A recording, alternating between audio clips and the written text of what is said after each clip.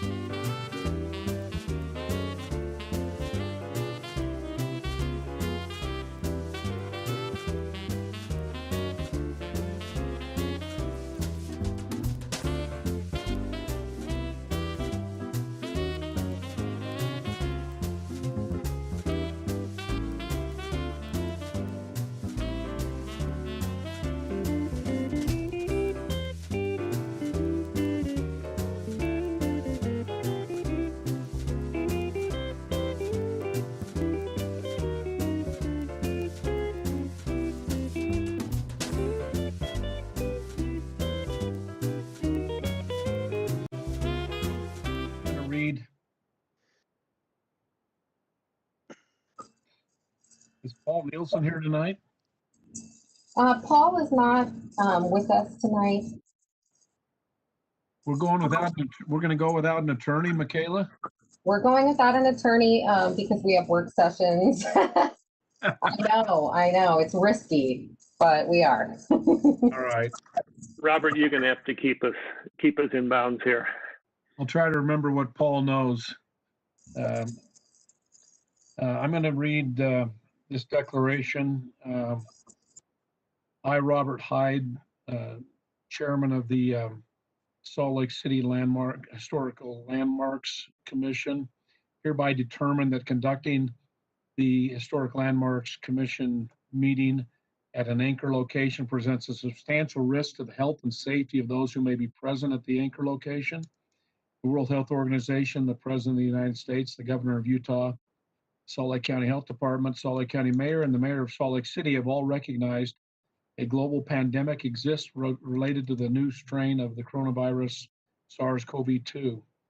Due to the state of emergency caused by the global pandemic, I find that conducting a meeting at an anchor location under the current state of public health emergency constitutes a substantial risk to the health and safety of those who may be present at the location. Therefore, we will be doing it virtually. Welcome everyone here this evening.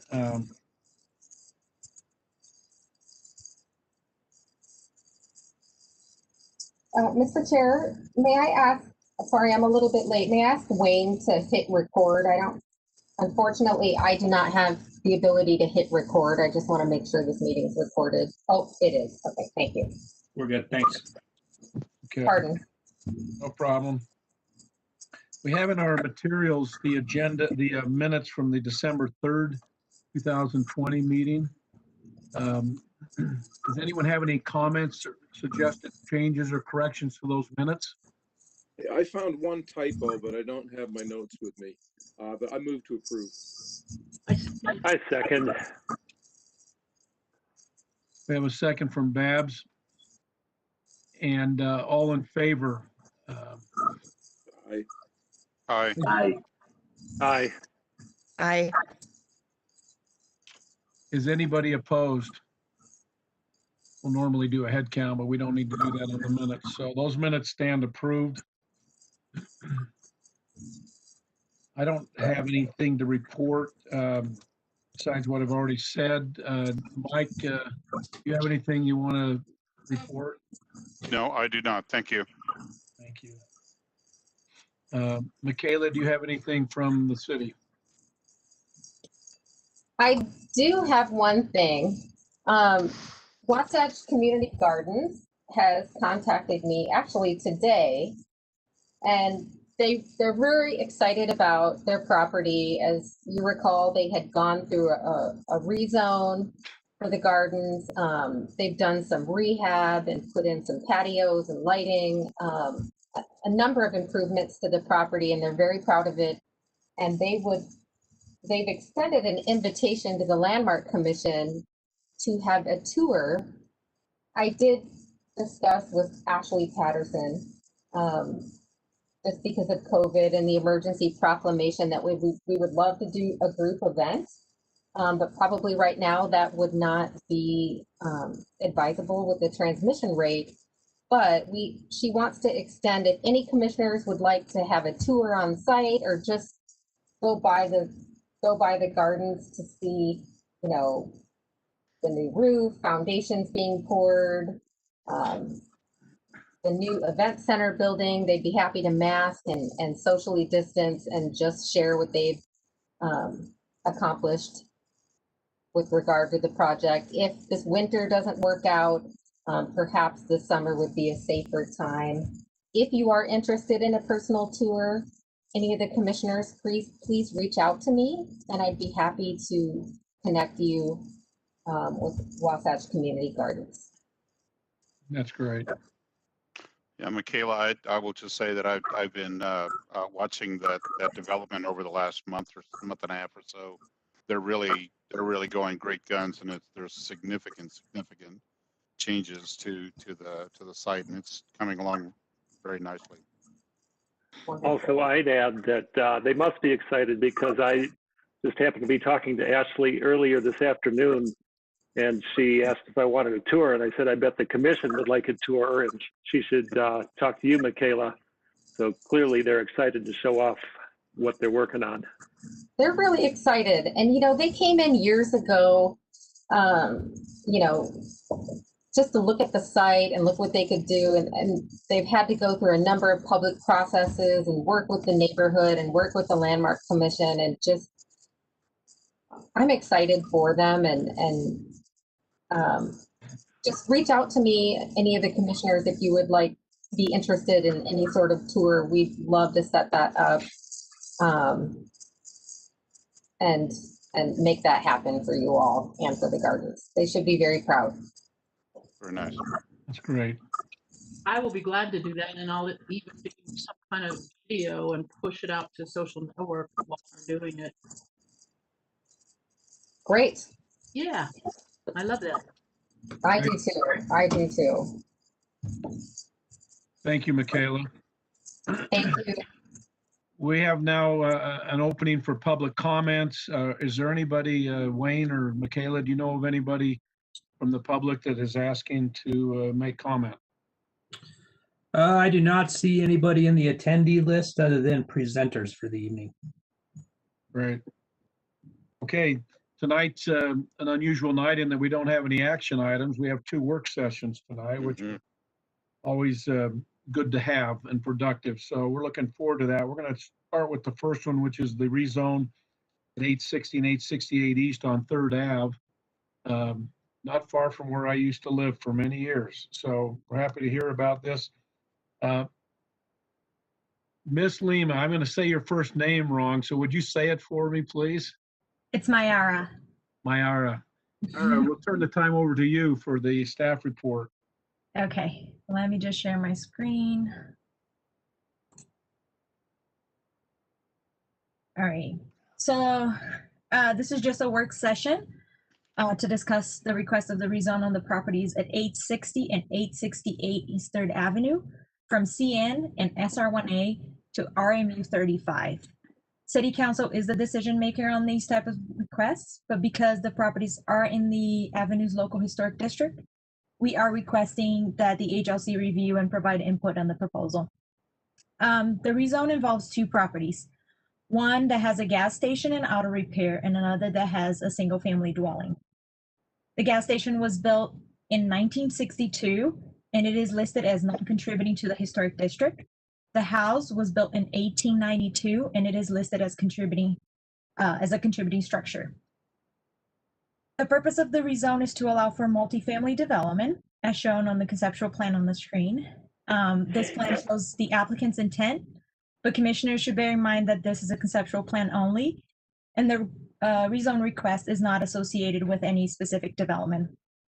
If the rezone is approved, future development plans, including demolition, will be reviewed based on the historic overlay standards. So for this type of request, the Planning Commission is required to provide a recommendation to City Council. The proposal was presented to Planning Commission on December 2nd of last year, and 3 key considerations were discussed at the meeting.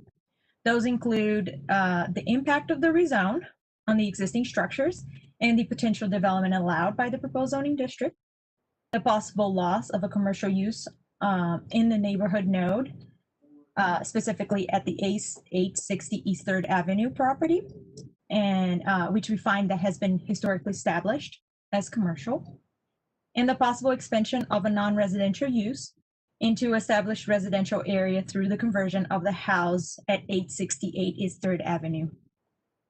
All these considerations are summarized in pages 4 and 5 of the memo. Staff found that the proposal complies with several of the city goals and policies and recommended a positive recommendation with a condition that any development needed to incorporate commercial uses on the corner of N Street and 3rd Avenue. Planning Commission voted to forward a positive recommendation to City Council, but did not include the condition. So for tonight, what we're asking of the HLC is any input on the proposal, including any concerns on how it may affect the Avenue's local historic district and general preservation efforts. To direct the conversation, we suggest looking at the compatibility of existing uses and those allowed by the proposed zoning district, the impact of the RMU 35 zoning standards, and any consideration to impacts of a new development in the area.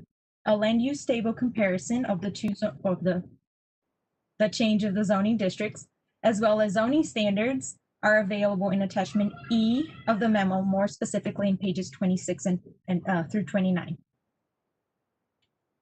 I will let the applicant speak more specifically about their proposal, but I'm here to answer any questions that you might have.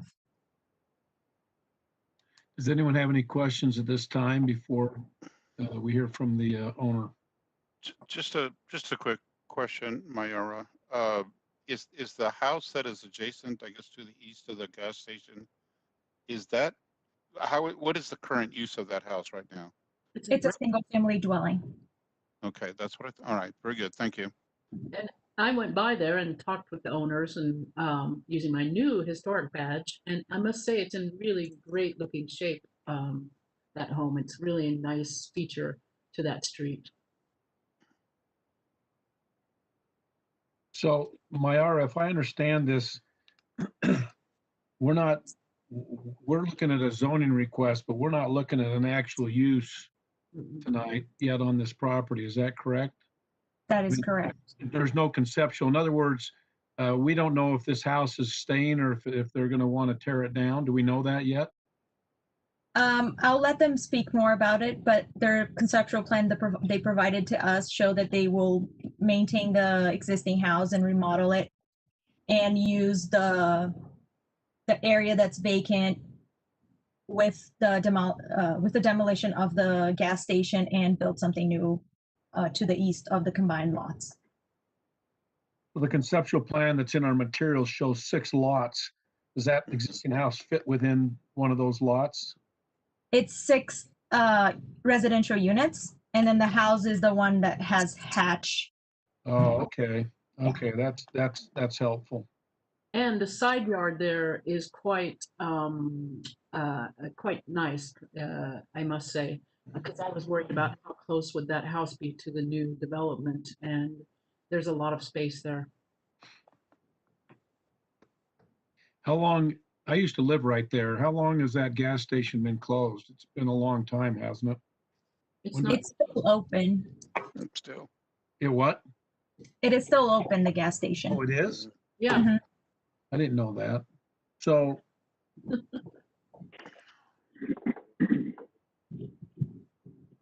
Okay. And maybe this is a question for the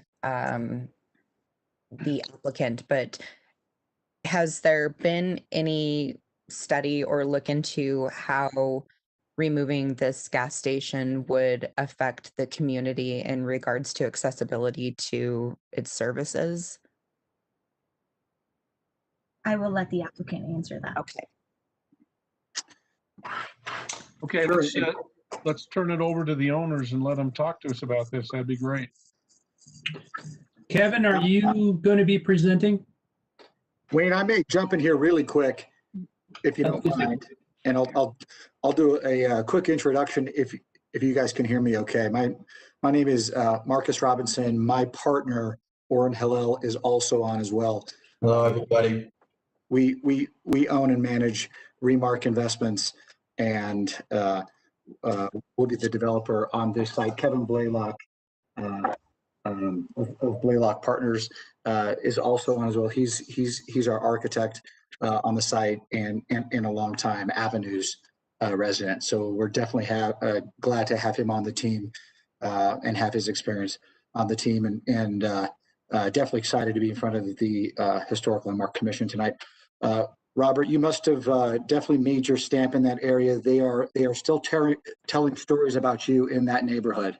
So it's glad to meet you face to face. We've heard. No, I'm just kidding, Robert.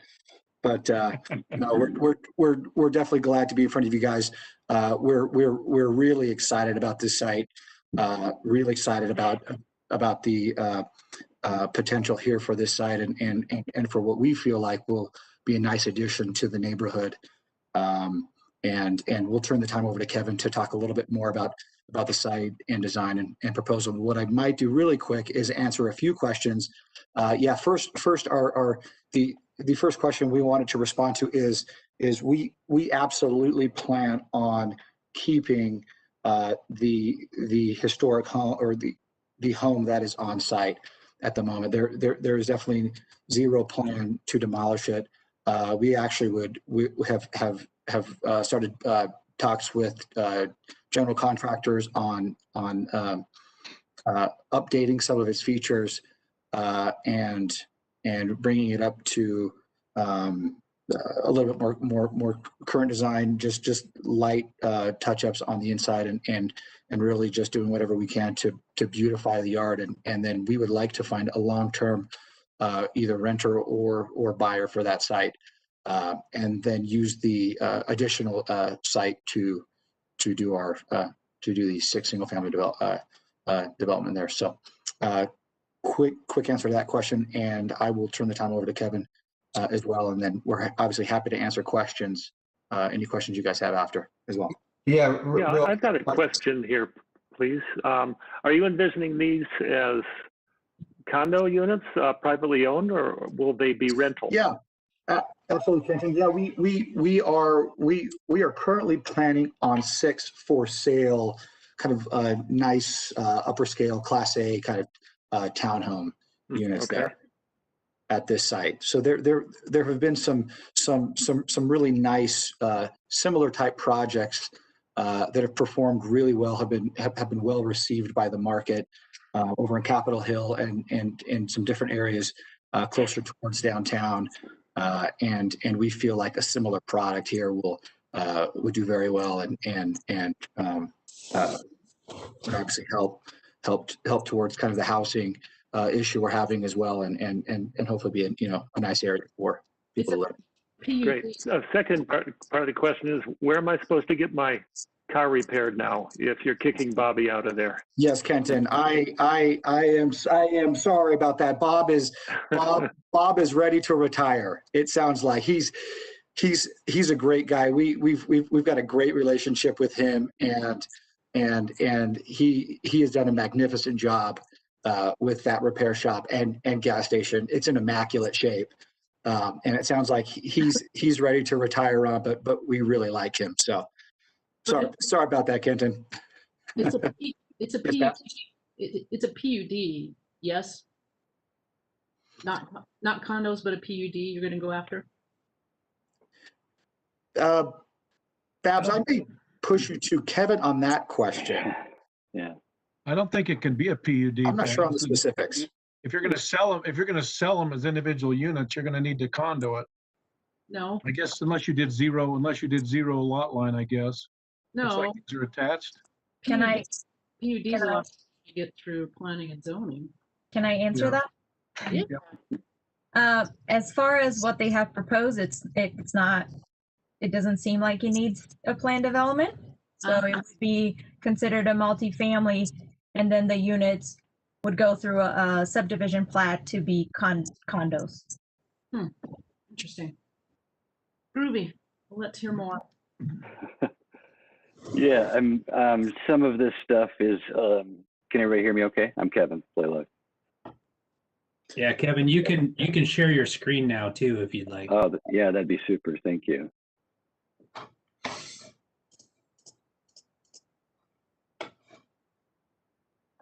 Okay. Yeah, everybody can see my screen? Yes. Okay. Yeah, Babs, back to your question, your point. At the moment, Orrin and Marcus are planning on these as single-family townhome style developments. They each have frontage on 3rd Avenue, and the end unit obviously has frontage on N Street. So we haven't gotten too far down the road with it, but to date, the discussion has been not to do a PUD and to establish lot lines for condos or single-family ownership. So I don't know if that helps shed any light or clarify anything, but that's the plan. That's been what's been discussed to date. Okay.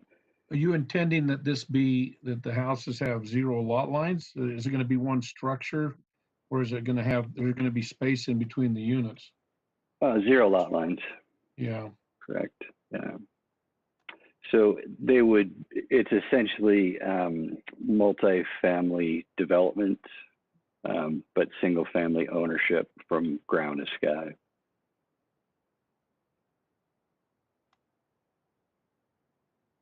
Okay, so like Mayara indicated, right now the corner lot is zoned as CN. The adjacent single family residence is on like a double wide lot, and that's a SR1A. What we put forth to the Planning Commission is to combine those into RMU 35 zone. And like Mayara mentioned, that was viewed as favorable and approved by Planning Commission. So we were trying to finalize everything and get in front of City Council for ratification or formal approval. Okay. And it is worth noting, like Marcus mentioned, they've both had a number of conversations with Bob, the current owner, and he's actually a supporter of their plan and their approach as well.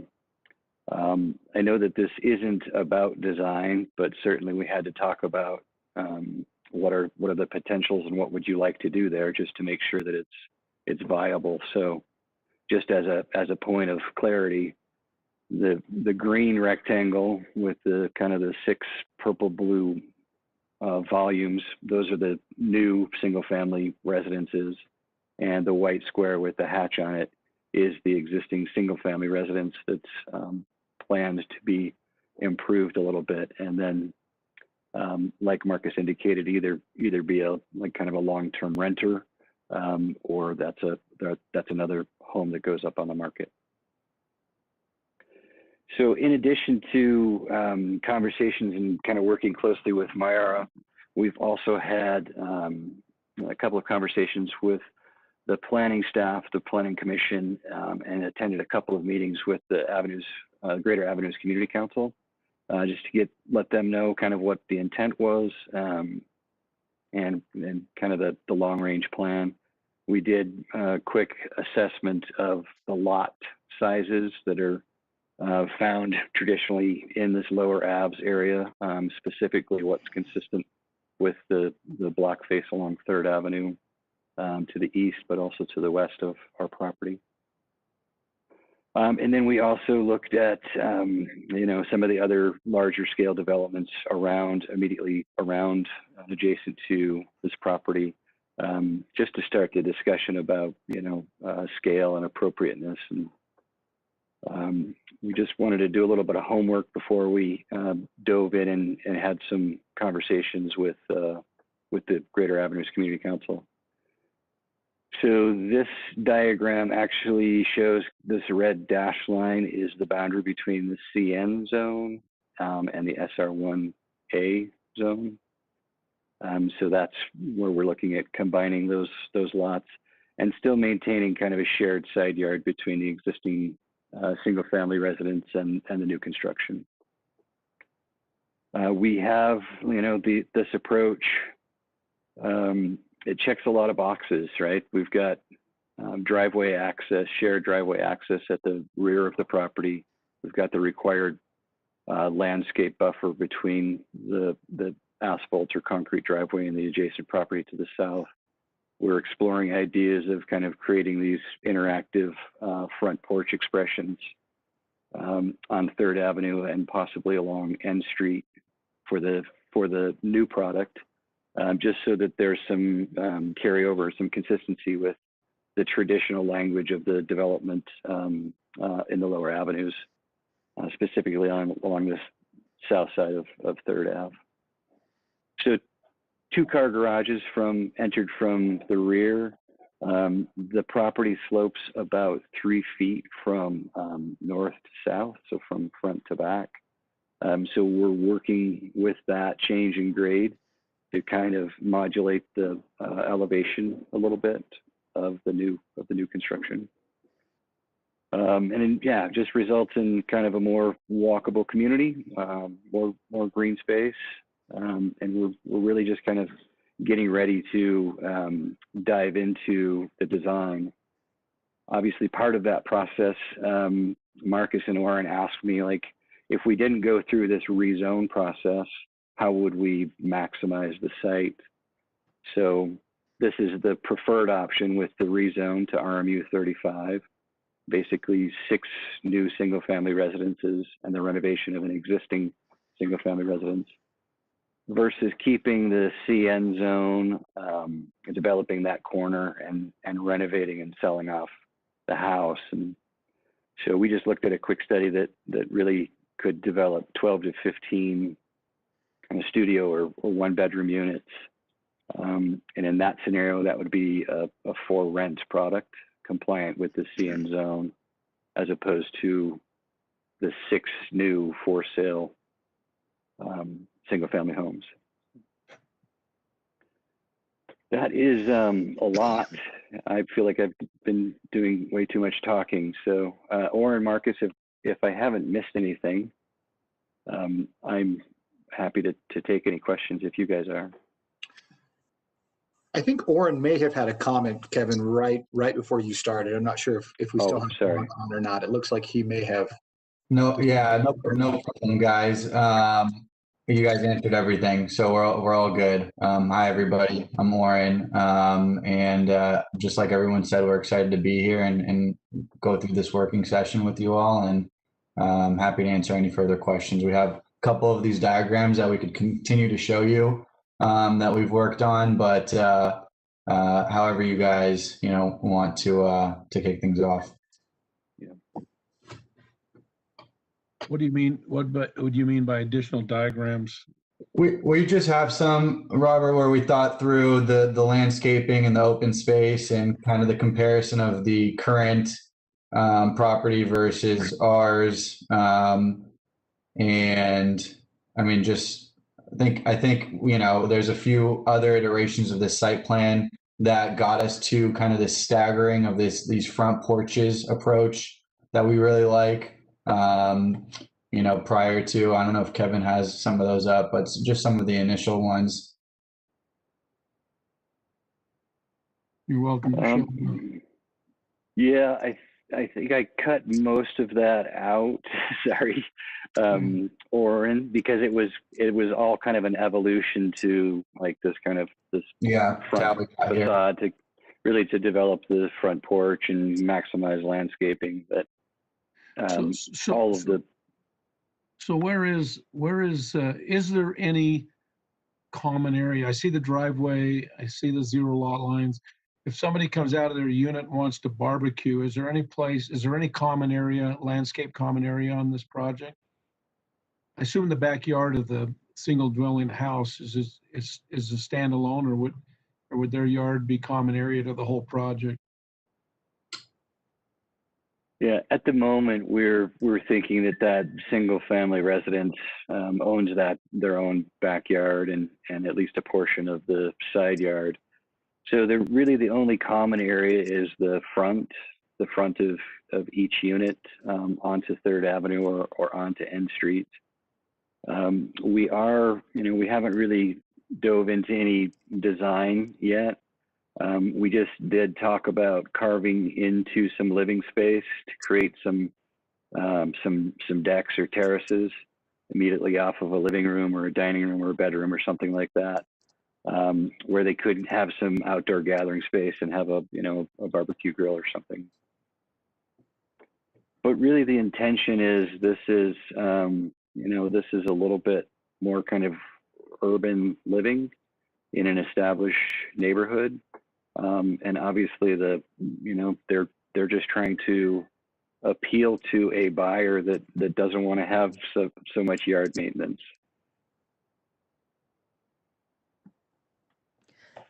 If I may ask, maybe to dive into the, I think it was a 12-unit condo or apartment sort of rental. To me, that seems like that's geared more towards providing more housing. And in that schematic there, it looks like you have the opportunity for some more shared green space so that the residents can have some green space. But again, you're also providing more housing. And it seems to me that that what, as far as housing needs, I know that was kind of brought up a little bit earlier, but it seems like housing needs that the studio units are going to provide more opportunity for housing than just 6 standalone units that don't have quite as much green space. Yeah, it is definitely a balance, right? I think a couple things in response to that. Those are our studio units. So 1, maybe 2 people in each one. You basically get to the same level of density with the 6 new townhomes, where each of those are 2 and 3 bedroom. And then the other part of that is the community was in our open Greater Avenues Community Council meeting. The community was a little bit more reluctant to embrace another rental in their neighborhood for fear of maybe the more traffic, more vehicular traffic, or more students.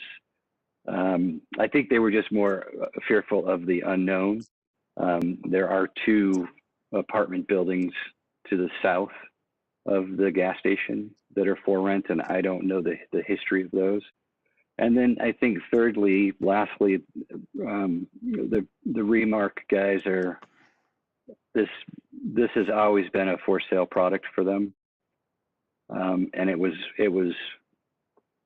a very short conversation between, should we do this 12 to 15 rental 12 to 15 studio unit as a rental product versus a for sale product. So. Mm-hmm.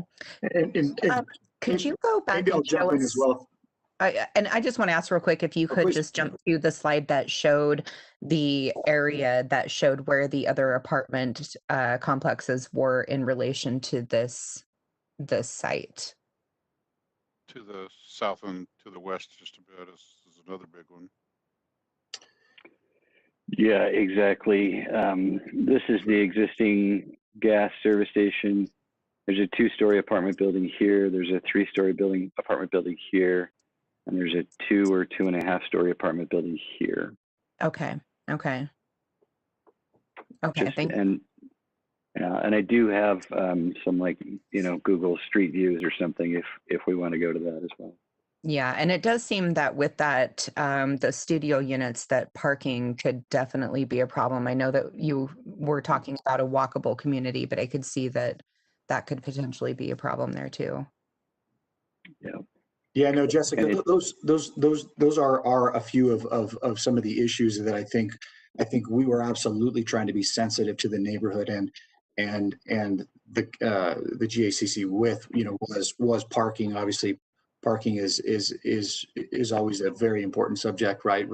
With any new development, that was a big concern. And to be honest, we feel like this location, really deserves a nice upper scale for sale product where people want to buy and own for the long term, right? And as much as I support and I'm a fan of for rent development in the right location, I think for the long term of that neighborhood, having long term ownership will definitely be a benefit to the greater neighborhood as a whole. So that's those are kind of a number of reasons why we're really excited, especially about the for sale approach.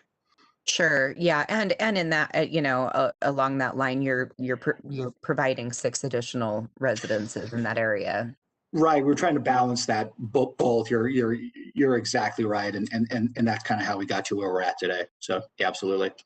Well, I would just say, and I would definitely like to hear, from the other commissioners, but I think that I know this is very early, but right away, just based off of the very quick schematic, the green space or the, open space is probably one of my biggest concerns right off the bat.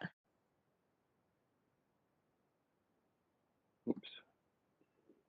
Yeah, and I recognize that that's probably not the kind of traditional single-family approach, but when we look at what's there now and how much green space there isn't, we actually are creating 31% of our site area as green space. Whether or not that is individual use, is maybe a separate discussion.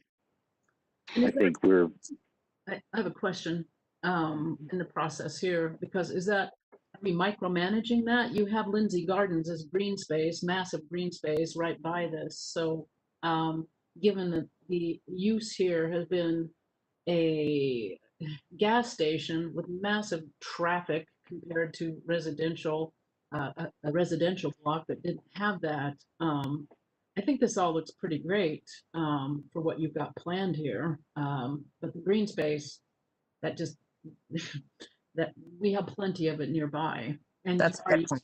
you are using a whole lot of it here on this, and I like what I see. Yeah, Lindsay Gardens is a good point. Thanks, Babs. Mhm. You know, and I think Kevin does bring up a really good point, right? If we were able to pull out our schematic design here off of that map, I mean, really that entire corner is just concrete and asphalt, right? And even the west portion of the single family home, that really is not all grass. I guess a small amount of that is I think actually kind of concrete and used, I thought I thought they were potentially using that as a parking space. But yeah, I definitely understand the desire for green space, and yet when you look at what's there now, I think we're really happy with what we're potentially talking about providing.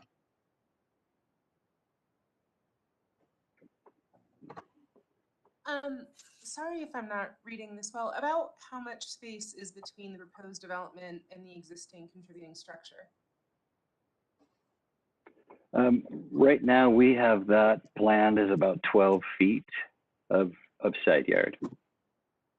From what the purview of the Historical Landmark Commission consideration would be, the only thing I could see really being of concern would be if we did something that would take away from the contributing structure. So maybe just being cautious about setbacks and things that would, violate that. As I looked at the rest of the streetscape, it seems like it's staggered. So your tentative idea of staggering the 3rd Avenue facing seems like it's all consistent. I mean, without any other design concepts and just going from a purely conceptual consideration, it seems like adding green space is good.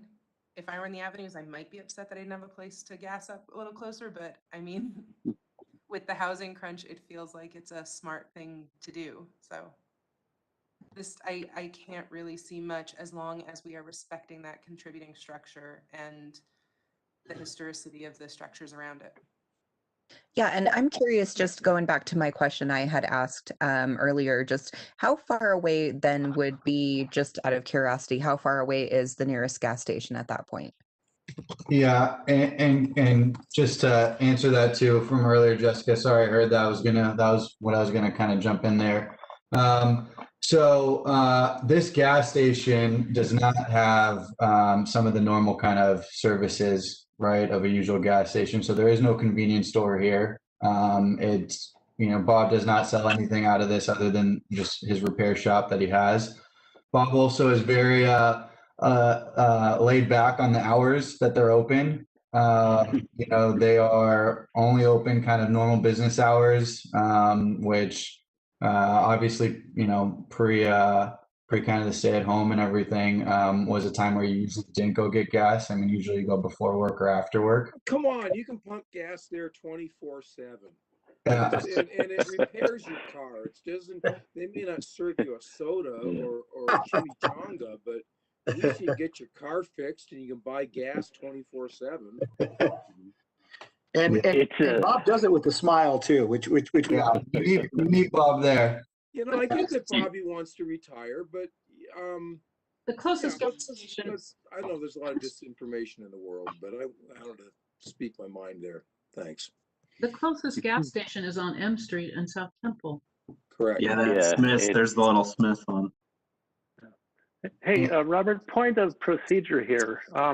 Yeah. Are we going to move into a closed session of discussion within the commission? We'll let the applicant finish the Q&A here and then go into our back and forth discussion and then present them with our comments?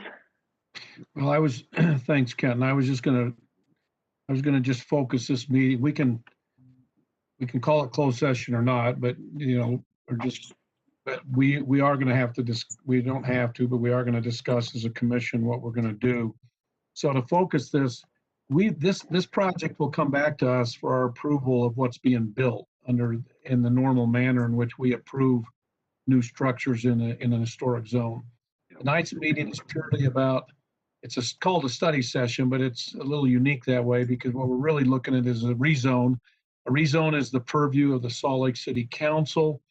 Planning Commission's already approved it, approved a recommendation of this rezone. And what the city council is asking us is if we want to give any input to the city council on the rezone. And so what we're really talking about, and their question is, of course, we're a limited commission, right? Landmarks and historic district. And so if we feel like this rezone is wrong in that it allows a type of use or a density of use or type of use that we don't want here, and that's where we would give our objection that would go to the city. So that's what we will discuss here in a second. And whether anyone has any input to give the city, and then they'll rezone it. And then the bigger issue, most of our questions, including mine, have gone towards really are more appropriate when we get back to the design. But they're appropriate now too, because kind of knowing what's going to happen affects whether we want to see it rezoned or not, right? And again, that's not our purview, but we do get to give input on it. If we think a rezone is going to lead to something that doesn't fit in with the historic nature of this neighborhood, and we all know that probably any zone you can be historic or non-historic. So I'm not sure how much we have to say there, but we ought to address it. Well, I have a question to that end, which is how tall is the historic house that's part of the development? Applicant? The one that's immediately to the east? Yeah, the existing Correct, house. Yeah. Yeah, that's your, I think Mayara had a great photo of it. That's your traditional single-family historic kind of bungalow. 1.5 story. Yeah, pitch roof, 612, 712, 812 roof or something. Yeah, it's steep. It looks steep. So it's probably pretty tall. I'm just trying to picture a 35-foot tall building immediately next to that, and wondering if that is starting to maybe impede on some of the character of that property, but also the surrounding. And I don't know the answer to that. There we go. That's a good section. Well, and that's the question that, we don't, in a way, this is kind of an unusual thing to be addressing zoning only because you're right, John. When we look at approving what's going to be built there, that's when we're going to be able to get into height and materials and all the other things we get into, so it fits in the historic. So they're going to be zoned to be able to do single family on 7 existing and 6 more units. But how they do that, height, setback, materials, all the things we have a say on, then we'll get our say on them. Yeah, you guys will have multiple bites at the apple for sure. So this is not the last time we get to see everybody. Right, but I guess what I'm saying is that once because to me the biggest implication of rezoning it to RMF 35 is that you can build a 35-foot tall building. So once it comes back to us, then we won't really have any say over the height of it. If it's zoned as RMF 35, then we don't have any power over it at that point. What's the existing zoning allow in terms of all the residential around there? What's the height limit on the existing houses? If someone was to scrape a house and build a new one, what would be their height limit? The CN. Oh yeah, go ahead, Mayara. I can answer that. The CN allows 25 feet and the SR1A 23.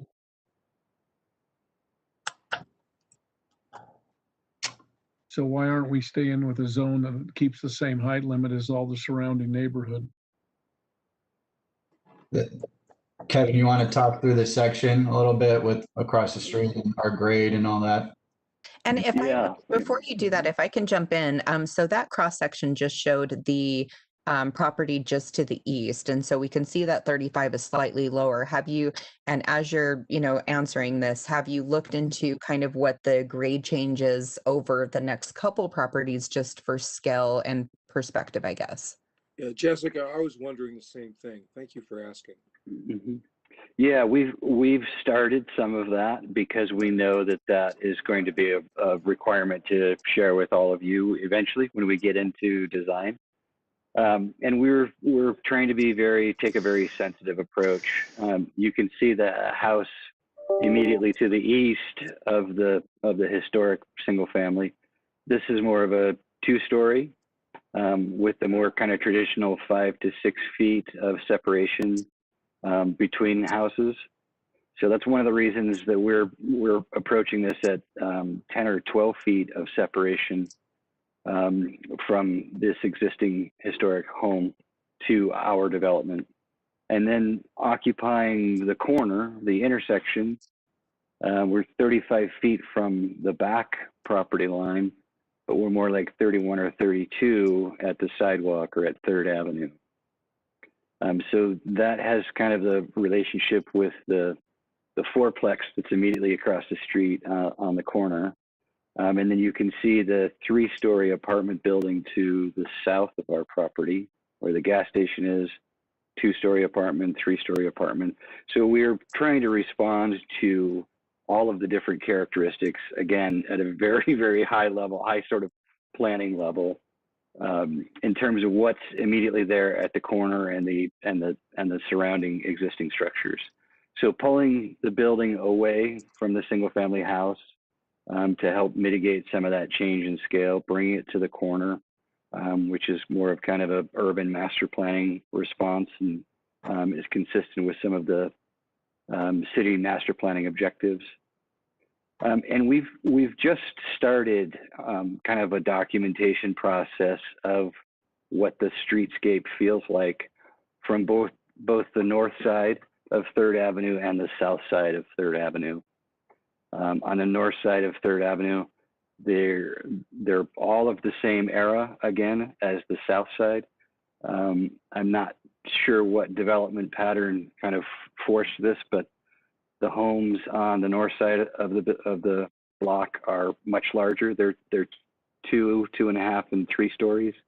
A lot of those have been subdivided into like a 4-plex or a 6-plex for a rental. And then on our side of the street, it is a little bit more kind of single family 1.5 or 2-story traditional structures. So we're starting to kind of piece all of that together.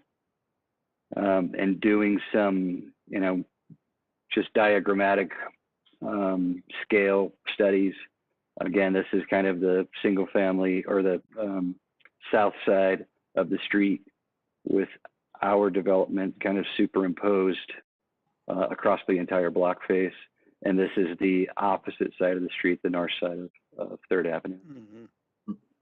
What is the proposed or rough, I know this is very schematic still, but what is the proposed rough just footprint of those individual 6 units?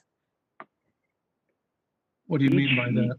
Well, I guess, okay, so I've just like, just footprint overall on square the ground, footage? square footage, yeah. And I guess where that question is leading me is I'm wondering if it's possible to possibly, instead of going with 3 stories, possibly eat into the main level a little bit with the garage and still have an acceptable amount of square footage with just 2 levels instead of 3.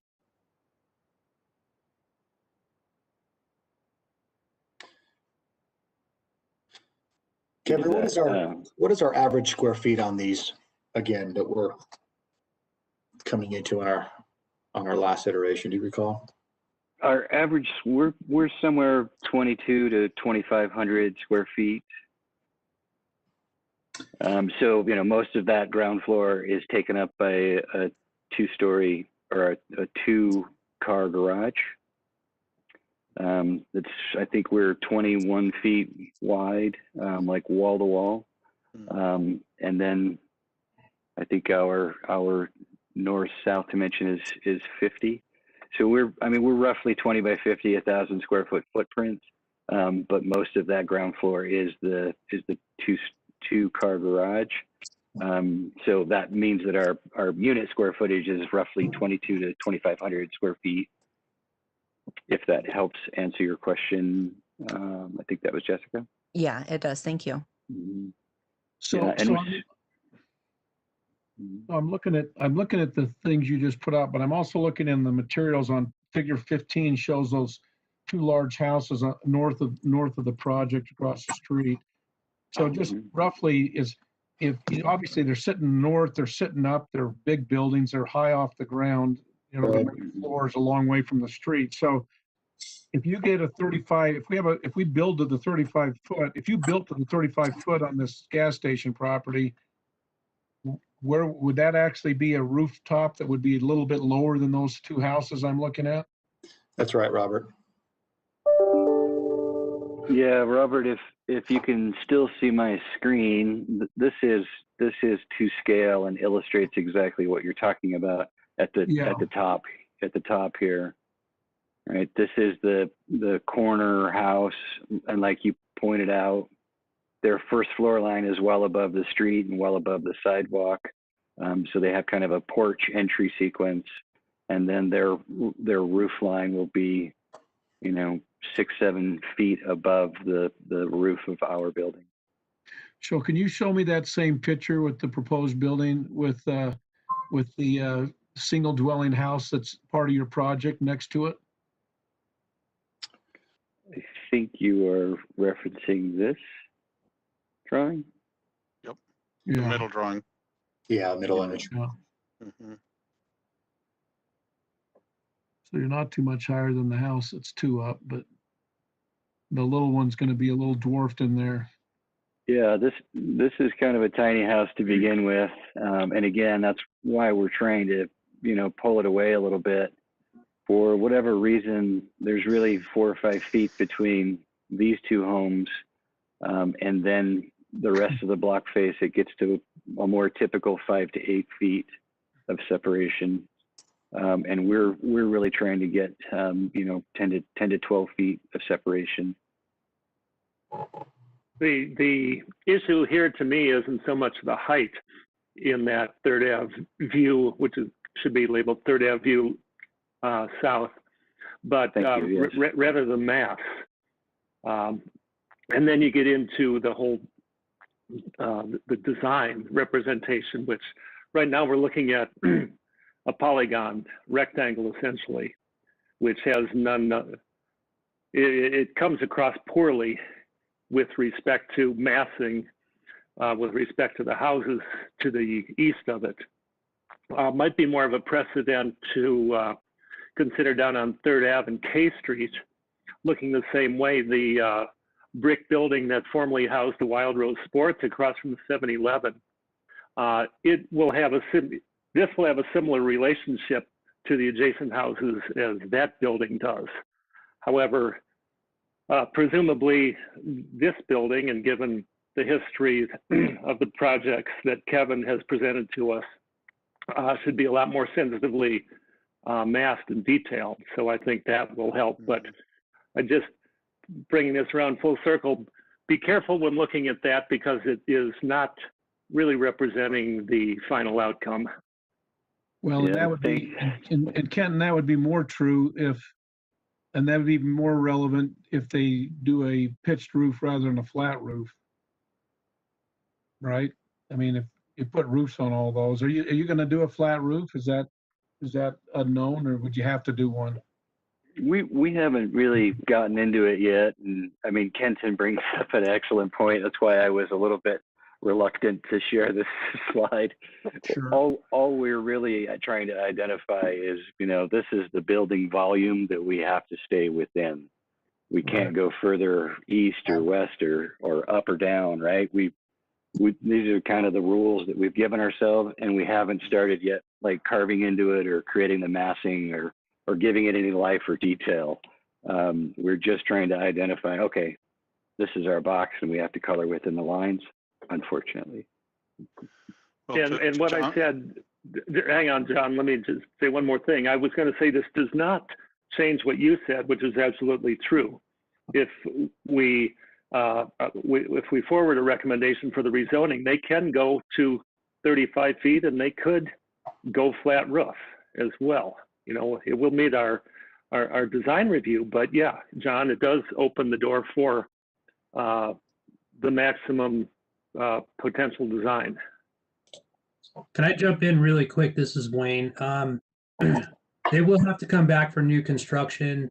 And one of the standard, it does allow the maximum height to go up to 35 feet. However, in the new construction standards, one of those standards is related to height and how that height, measures up to the neighboring properties in the neighborhood. So you will have, I guess, oversight over that.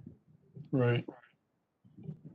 So does anyone else have any questions for the applicant? I'd like to move this along and move into a discussion about what we're going to recommend, taking into account the narrow scope of this meeting tonight. If not, they obviously will still be here and we can ask questions if we need to, but let's move into a discussion as the commission for a minute. Can we stop sharing the screen so we can see each other? It's a lot easier to carry on a discussion. Thank you. So commissioners, how do we, our goal is to send a recommendation that we're fine with this rezone, or we have concerns with it. How does everyone feel about that? What we ought to be saying to the city council? And again, our point is not as broad as whether we like something or not. Our point is, do we feel like this rezone is going to be detrimental to maintaining the historic nature of the property? Yeah, Robert, I guess my comment would be that I believe that the proposal has been respectful in two directions to the existing. You've got a driveway that's presumably 22 foot plus or minus, to the south, between the proposed new construction, the existing single family home, and then the apartment to the south. And then in the other direction, as what Mr. Blaylock said, that there's 10 to 12 feet between the proposed new and the existing. So they are set back just a bit from that. I also, the notion of having all of the landscaping across the front to fill in, I think is a good one. So I'm a little bit nervous that everything could be to that height that was shown in that big block. But I suspect that it's not going to come back to us looking exactly like a big block, and that it will probably be acceptable. My input would be, I don't see that the proposed is detrimental to the neighborhood. Let's put it that way. Thank you, Mike. Other comments? I agree. I think one of the talking points that we were presented was whether or not the use is compatible with the historic nature, which I see no issue there, because the avenues, especially the lower avenues, is just such a heterogeneous mix of uses. There's commercial, there's lots of residential, and it's pretty dense, and it's all kind of blended together. And even in the Sanborn map showing that site, you could tell that there's a single family residence there for a long time to support the store that was on the corner prior to the gas station. So I have no issue there. And I think what Wayne just said kind of eased some of my concerns about the height. I would just encourage the applicant, as they do get into more of the nuts and bolts of the design, to try to find creative ways to mitigate that. Maybe, I don't know if that last unit or two is a little lower than the rest of the volume, or if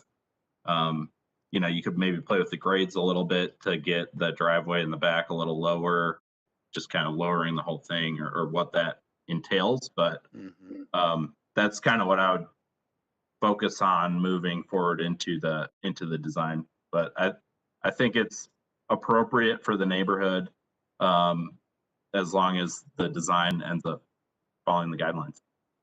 Great. Thank you, John. Anybody else? Yeah, David? yeah, I'll jump in for a second. I agree with what Mike and John both said. And then I'd add to that the staff had made a recommendation, which Planning Commission chose not to forward, but I'd like to address that about adding some retail to this project. And I'd agree with Planning Commission. I don't see that as needed or appropriate here. A recommendation would say it's all a residential use.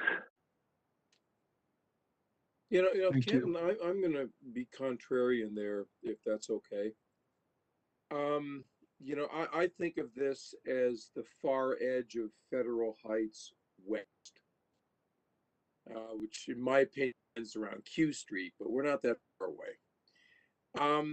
And pre-down zone, before the avenues was down zoned wholesale, very, very dense developments were allowed here. And to that end, I can support whatever density the developer wants to bring here. However, I think the commercial component is really critical to this end of the avenues. There is, I think a vibrant neighborhood has a mixture of uses. And historically, this has been a commercial node.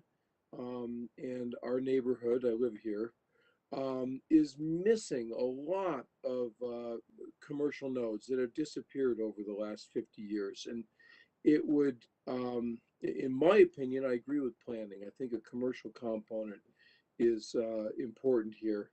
Like I said earlier, I could support almost any density, and with the caveat and nod to John, Mr. Iwanowski, that I think the massing on this corner is going to be very important. And I suspect that if the architecture firm that's presenting tonight, ultimately does the project, we'll end up with something pretty darn good. So, but yeah, back to it. I think the commercial component's important. Well, David, I appreciate your input on that. I guess more of my concern was what would be viable there, and can a small business survive on that corner, or would it become a vacant storefront? Well, let's talk about That's a that. really good question, because since the Wild Rose was sold, the different organizations that have moved in there have struggled with the higher rents. And what is commercially viable for a new development versus what is commercially viable for existing buildings is very different. And that's way out of my wheelhouse and well beyond the purview of our commission. True. How about the neighborhood tavern? That'd make it. Yeah. Well, let's talk reality about all of the commercial space that is going to be vacant and foreclosed upon in the avenues and surrounding downtown area. I think that the future here is rather ugly for commercial space, and requiring a developer to put in mixed use with commercial and residential is unrealistic. Also, given that we are down, 50,000 at least housing units. We are in desperate need of housing units. Do you know in the entire Salt Lake Valley right now, there are less than 700 homes, condos, and townhomes for sale? Less than 700 in any price range. So, Babs, are you talking more towards office space, or are you talking all commercial space? Support retail. Yeah. I'm pretty much talking across the board: restaurants, bars, small shops, and for a small business to go into a space like that, their rent is going to be easily $2,000 a month. And for a small business, that may not be feasible at all. But there's going to be such an influx of empty, leased, and owned commercial space here in the future. I don't think that's even a wise suggestion, but I don't want to belay the point. Let's go into private meeting. We've kind of micromanaged this to death right now. Very good. Thanks, Babs. All right. Well, I think, these have been great comments. I think it's the right direction. I like that area and I like what they're doing. I worry a little bit about height too, but you know what? 25 would probably not make it very commercially feasible to redo something like this. So we also have to be realistic about what can get done and done well. And I think personally, having lived in the Avenues 21 years, I like more. Anytime I could have more residential is good. Commercial was zoning laws were different then, and you found it everywhere, and it's not always what we want. So I don't mind this changing. Do we have a consensus as a commission that we are willing to support? I guess really what they're asking is, do we have any input? Do we have any input negative towards city council approving this rezone? No objections on my side. I like it. I do think that our the text of our conversation tonight, if the council chooses to read it, might be enlightening. Yeah. Yeah, and I also I think that there were some really good points brought up about the height. Earlier in the conversation, I was really trying to think about that being a corner and the height, and if that was just going to be just this mass, this large mass there, and to reiterate, I think that it might be helpful if they at least do hear some of our concerns regarding that. I don't know if it's a recommendation because it's not specific to zoning. What if we send a message back to the city council that the Historical Landmarks Commission is not opposed to the rezone, but they do have concerns about height, and they intend to address them at their later approval processes in our commission, and hope that the city council will take it into account when they do their own decision making. Yeah, Robert, add the word, make it height and mass. Okay, that's good. I would also mention that in the proposal where the face of the building facing third is not monolithic, it's in and out and creates some some shade and shadow, and it's an open front. I think that is something that is very, that's a good point. And I think that because that's been presented, I would want to maintain that.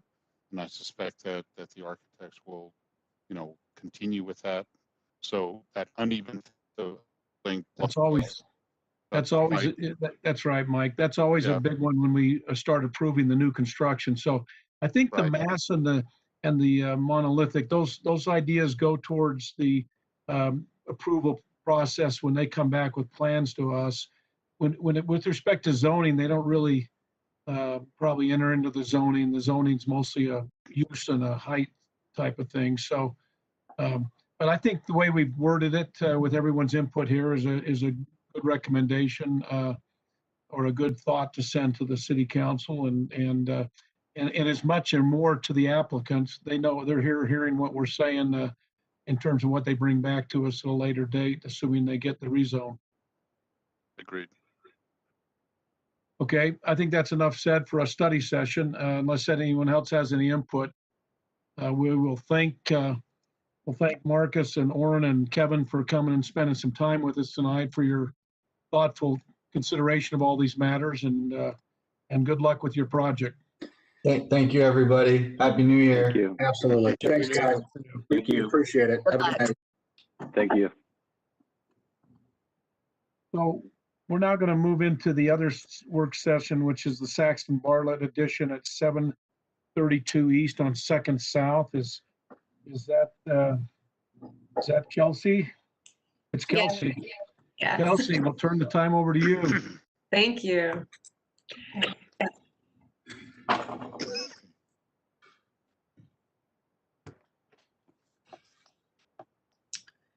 Okay. Just one moment. Okay, this is a work session for the Saxton and Bartlett edition. The subject property is located at 732 East, 200 South, and is a contributing structure on the Freeze Mansion landmark site. And is also located within the RMF 45, which is the moderate high density residential zoning district. The work session will include the discussion of the following requests: a major alteration to construct a 2-story addition to the rear of the original structure, and the special exceptions to reduce the western side yard setback, the rear yard setback, and the setback required between an accessory structure and a principal building. This is an aerial of the subject property.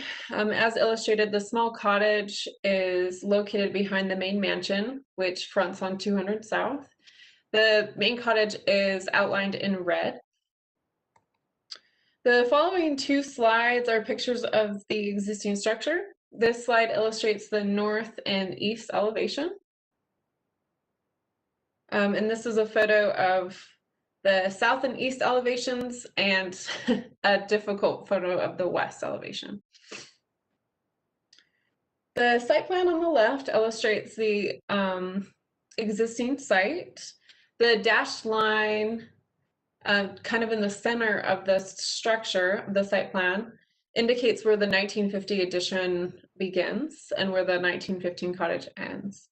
The site plan on the right indicates the proposed addition. Please note the extension to the east elevation and the requested rear yard encroachment to the south. The addition is approximately 726 square feet in size, and at its tallest point reaches 22 feet 9 inches. These are the floor plans for reference. On the left is the main level floor plan, and on the right is the upper level. Okay, at this time, I will just briefly go through the proposed elevations and then turn the time over to the applicants. This is the north elevation.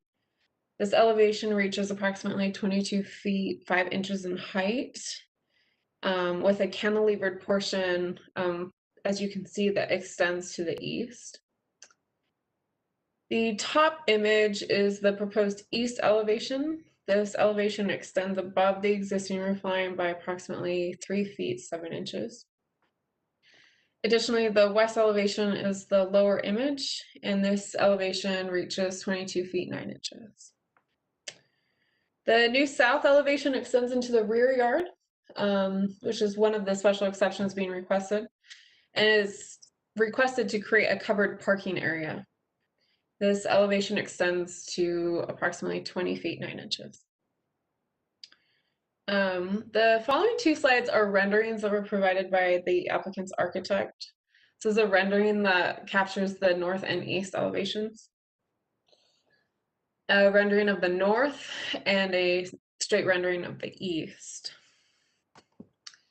As identified in the memo provided to the commission, 2 key considerations were identified. Those include alterations to contribute structure to a Salt Lake City landmark site and the requested special exceptions. And before I turn the time over to the applicants, I forgot to mention that this is the second work session for a proposed addition to the site. The first work session was in March of 2020. And what did we do at the first? And what did we do at the first work session? The same the same building or the front building?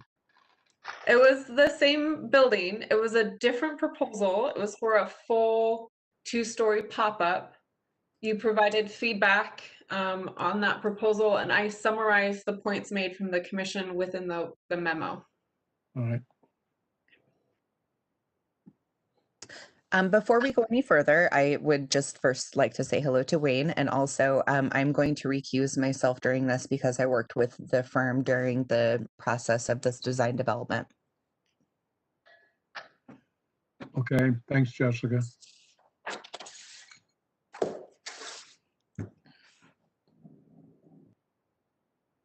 Mr. Gordon, are you going to be the main presenter? Would you like to share your screen? Yes, I guess I'm driving, and Okay, let me make you a presenter here really quick, and then you'll be good to go. Okay, I got to refocus. My best zingers were for Jessica, and she's recused herself. So, You should be able to share your screen now. okay. Do I need to click anything? At the bottom of your screen, hopefully it's set up the same way. It says share or There we go. It's still gray for me. Try going up to your menus up there where it's and hit share and see if that. Okay, let's see. There's a share up there. Share file, including video. Well, now I'm getting a menu. That's not what I want. Whiteboard? No, that allows you to draw. You should have a place. Go to share file. Here we go.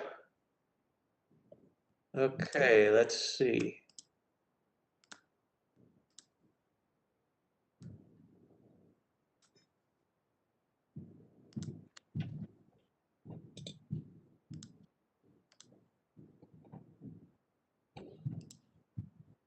Second here, click on the right. There we go. HLC 1017.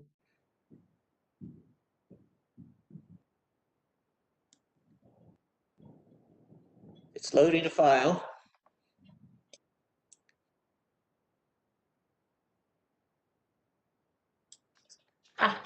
I see a file. If I do that,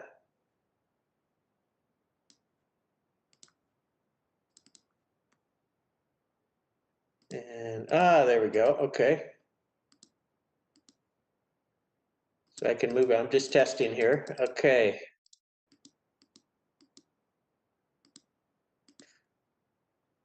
Looks like I have control. Yep, we can see your screen. All right. Let me get it a little bigger for me because I can barely see it. And Angela, Nancy, are you there reading this? Over? Jan and Nancy are here, and so we're happy to let you drive. Okay, just wanted to make sure you're here. Angela was there. We go. Hello. There we go. You were muted there, so Yep. you can jump in. Take it away, Wayne. Okay, here we go. You guys had the staff report, so the landmark status of the Freeze mansion and all that. You've got, I assume, read. It's makes for some good reading. To catch you all up on the previous trip to landmarks was looking at removing the roof and doing a second-story addition over the whole building, which is why we're back to see about doing an addition just on the rear part. And I guess a quick clarification, we discovered thanks to the Sanborn maps that there was the original 1915 cottage and there was a post 1950 addition. We know it's after 1950 because it's not on that Sanborn map, but it's on like the 1953 map. So we're essentially leaving the 1915 cottage as it is, leaving the first story of the 1950 addition basically as it is, and replacing the 1950 roof with our new addition. So it's kind of a second story addition, if that makes sense, versus a two-story addition, for what it's worth. So that makes sense there. One of the things that came up previous staff report we looked at was, can we do this addition on the main level? The site's not letting us. It's smaller than the minimum for an RMF 45. If you can see to the right, that purchase parcel, Nancy and Jan even purchased a little bit. That's basically driveway for Freeze mansion parking. And then with their parking on the back of the house, we've got no place to go but up, which is why we are going up. And let me just go to the elevations here. So we're going up, and one of the concerns we talked with Kelsey is massing, doing what we can to keep it down, using the 412 pitch of that front porch, kind of treating this like the original cottage had the 812 on the main house and 412 on the appendages. So we're matching that and keeping the ceilings at 8 feet, so not going any higher than we need to go. The floor level, again, is set to keep the 8-foot ceilings on the main level. So we're keeping that down. And one concern came up with Kelsey. If you go to the west elevation, the west facade of the existing house is over the setback line. However, we're building to keep the existing, again, the existing first story of the 1950 edition, existing foundation.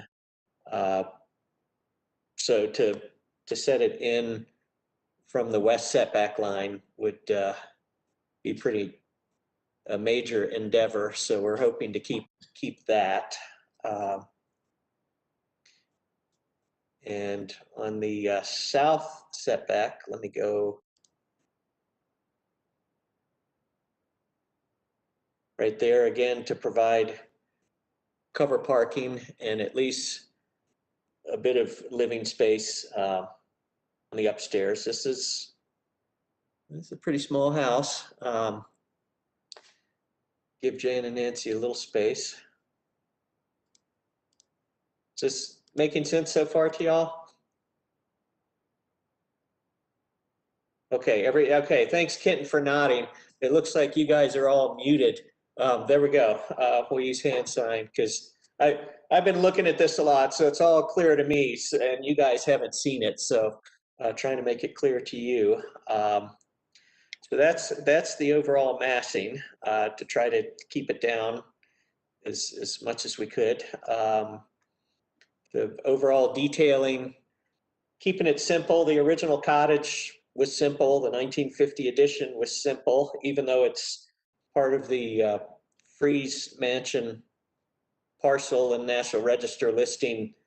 It was built after the mansion and doesn't share that. So we're going to stay simple like the cottage. A couple items. Thrown some roof brackets on there. Just that's pretty common throughout Salt Lake City.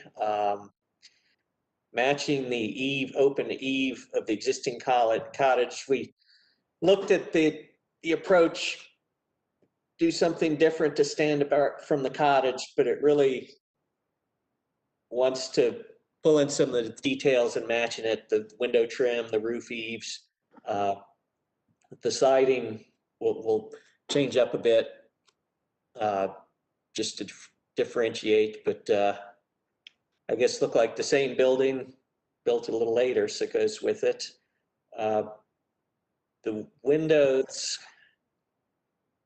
layouts have to do with, there's interesting situation on the site. It's surrounded by apartments, tall apartments, dumpster enclosures, covered parking.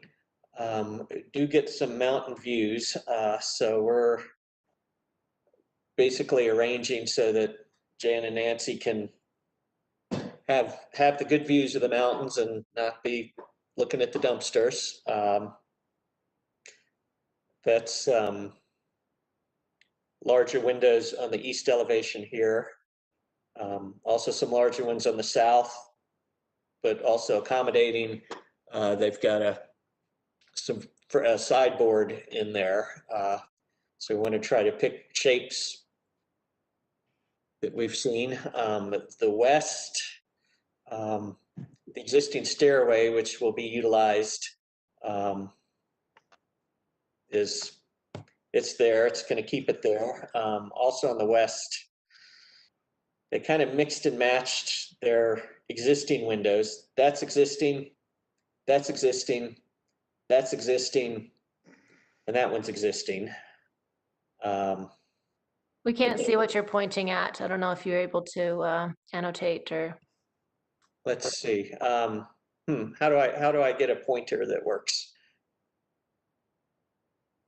Annotate. There we go.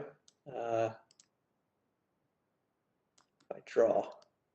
Oh, there we go. That window, that window, that window, and that window. How's that? Perfect. Okay, those are the existing windows on the west side. So that's what we had to work with. Let's see what else. We'll go. Let you see it from 3 dimensions because that's actually how we're going to see it.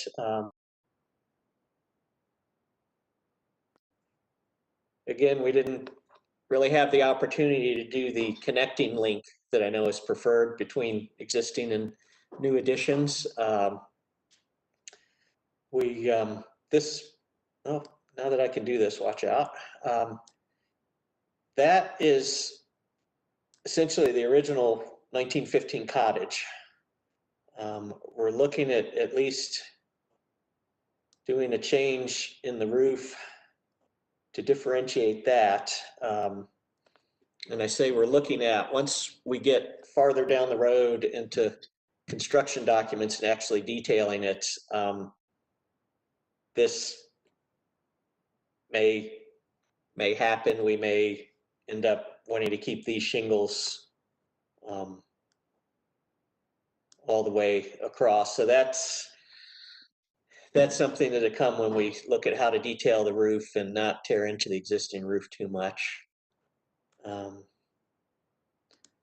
thing to point out, one concern was the street frontage. Here is what it's going to look like actually from Second South. And I have to say, it's been 25 years. I actually lived across the street in that duplex for 3 years. I didn't know this cottage was here. So it's visible from the street, but it's set back. So here's the massing you're going to see. And I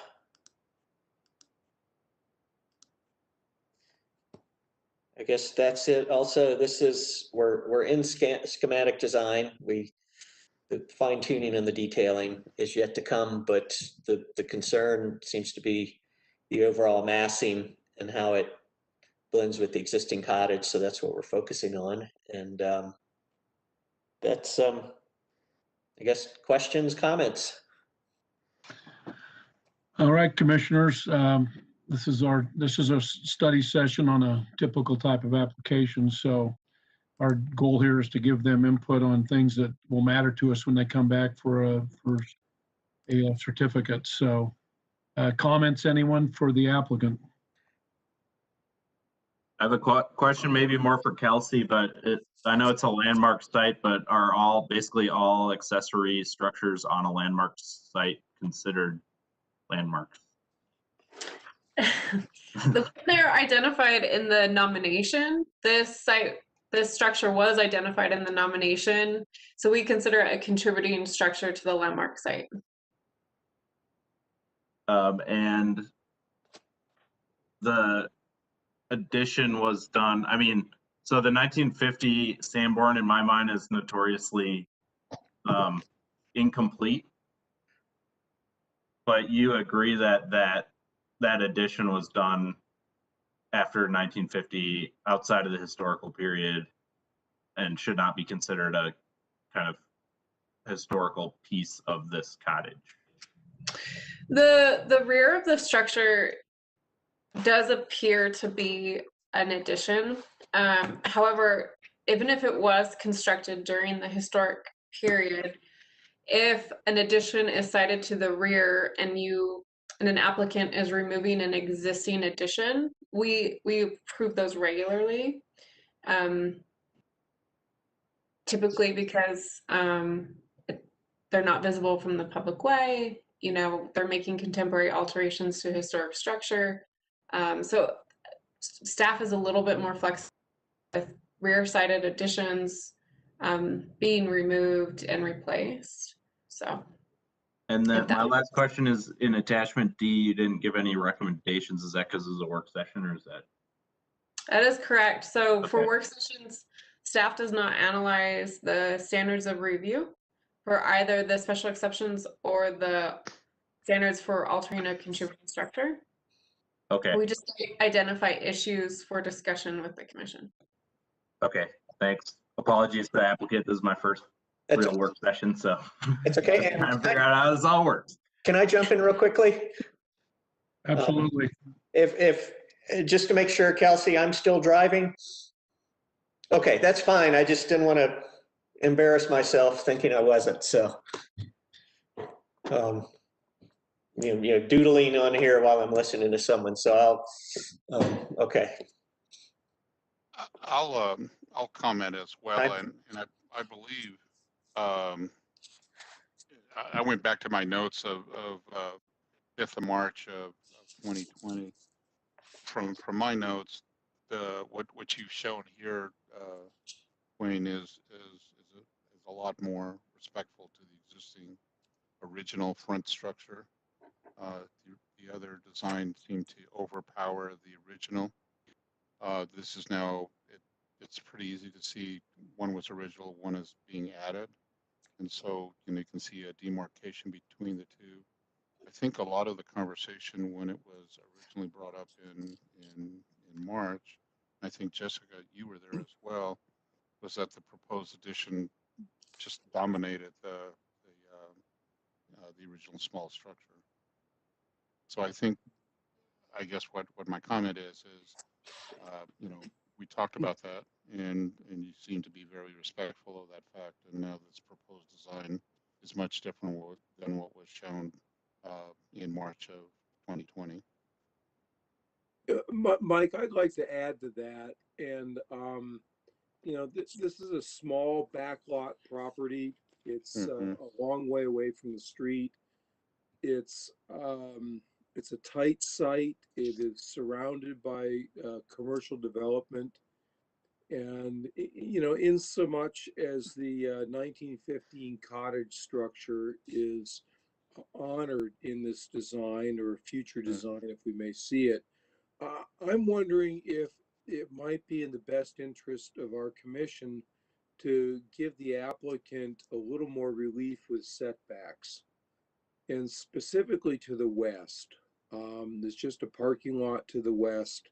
And it seems to me that it might actually look better if and feel better if the rear lot addition had a little, extended a little away from the existing cottage rather than being in line. I mean, ideally it would be less, but in this case, I think, you know, what if we gave them relief for the west setback to 4 or 5 feet or whatever. I think at a certain point it becomes a building code issue and not a zoning issue. I just went to the site plan here. Thanks. RMF 45, the setback is 10 feet. Yeah. Wayne, I was thinking about that. In a lot of these historic neighborhoods, the setbacks are 10 foot on one side and 4 foot on the other. Yeah, and so there's certainly a precedence that the commission could use there and say, well, you know, a 4 foot setback historically would have been very appropriate for this type of dwelling. And the underlying zoning, of course, has changed over the years. So architecturally, that might not help you with the building code, but my personal recommendation is I think we should give the applicant a little more room on the west side. I will specifically say 4 feet setback. Yeah, I would agree with that. And when I had to kind of chuckle to myself when And Mr. Gordon said you can see it from the street, and I'm like, if you're looking for it, you can see it from the street, but you wouldn't easily, commonly, see this structure from the street one way or the other. Like I said, I never saw it living across the street for 3 years. Oh. I'm wearing these. I don't see a lot of things, but well, thanks for that. We probably wouldn't go any closer than 5 feet, just so we don't have those 1 hour Exactly. wall Yeah. construction details. But you wouldn't even, that part of the building is not even visible peering down the alley from the street with binoculars. How tall is that fence on the lot line separating that from the condo? I don't think that's even visible over the fence, really, probably. Yeah, at least 6 feet. It's taller than I am, so. Yeah. Taller than I'm with 5 David on that. I think it would also break up. One way to differentiate between the old volume and the new volume is just to have it on a different plane, a different planar relationship. And I think even if it's bumping out rather than bumping in, I think that would be beneficial, and there would be a change in materials and maybe a change in color too, which would really set it apart. So yeah, those are exactly my thoughts. Thanks, John. I'd like to clarify something along those lines. Wayne, if you could go to the new plan. Okay. Right there. So I don't know, David, if your recommendation is in the hopes of shifting that covered parking to the west, but they have an existing permanent storage shed that they've spent a good deal of money on that they would rather not move. That's Well, that number 2. So Now, Angela, I looked at the shed and figured that you're leaving it there for good reason. But I was looking at the master bedroom thinking that I used to have the smallest master bedroom in the world. And if this is actually built, it will be smaller than mine. okay, just wanted to clarify that, just to make sure. Yeah, so I can really see the building, that section of the building. Yeah. That whoever drew that, Wayne, you drew that line on, I can see. Yeah, I just discovered this drawing tool on here. Watch out. Successful project. Great. Okay, that's great. I think they appreciate that space. Well, you're the architect, David. I don't know why you had to have such a small master bedroom. Well, you only use their bedroom for certain things.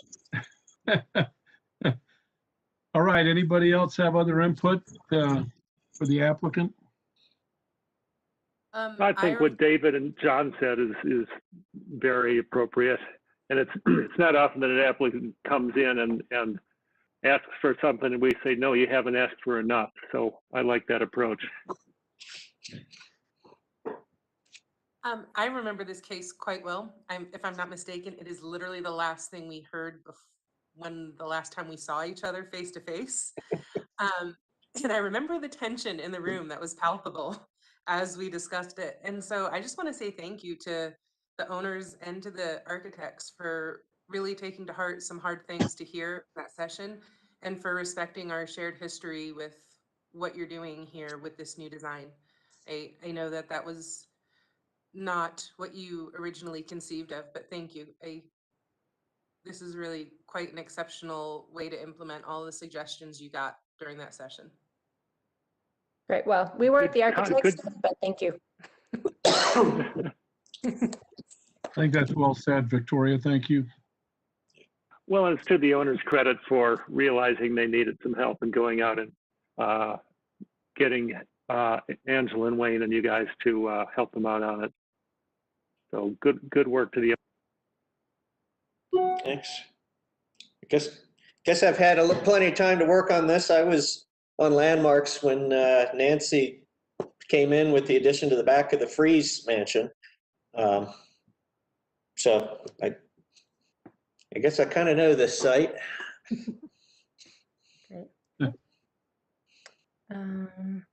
Anybody else have any input tonight? If not, we'll let the applicant come back to us with for the final approval. But we know what we're talking about. In fact, it'd be nice to do it soon while some of the comments will still be we'll still remember what we said. So Yeah. They're anxious I to have, move I have forward. one more thing, just a minor matter of taste. I'm not sure I'm buying those little knee braces on the new edition, but that's, I wouldn't vote nay if those show up again. Okay, good to know. Great. Thank you all. Happy New Year. Thank you Happy all. New Year to you. Thank you. And Wayne to Kelsey. Thanks to everybody. This is from Nancy and Jan. Thanks very much. Nicely done, Wayne. Thank you, Thanks. Commission. Real quick, Nancy, I'm going to get with Kelsey tomorrow morning to see our next step in scheduling and all that for, is that okay? Will you be in tomorrow morning? Or doing a long weekend? You're talking to Kelsey, right? Okay, good. Yeah, Wayne, we can touch base tomorrow. Yeah, thank Why you. don't we unshare the screen and we'll say goodbye to each other. Okay, take care. Okay, bye all. Good job, you. guys.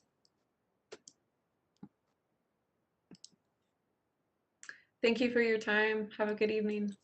You too. Thanks. See you next month. Goodbye, all. Thank you. Thank you, everybody. Bye-bye. There we go. Bye-bye.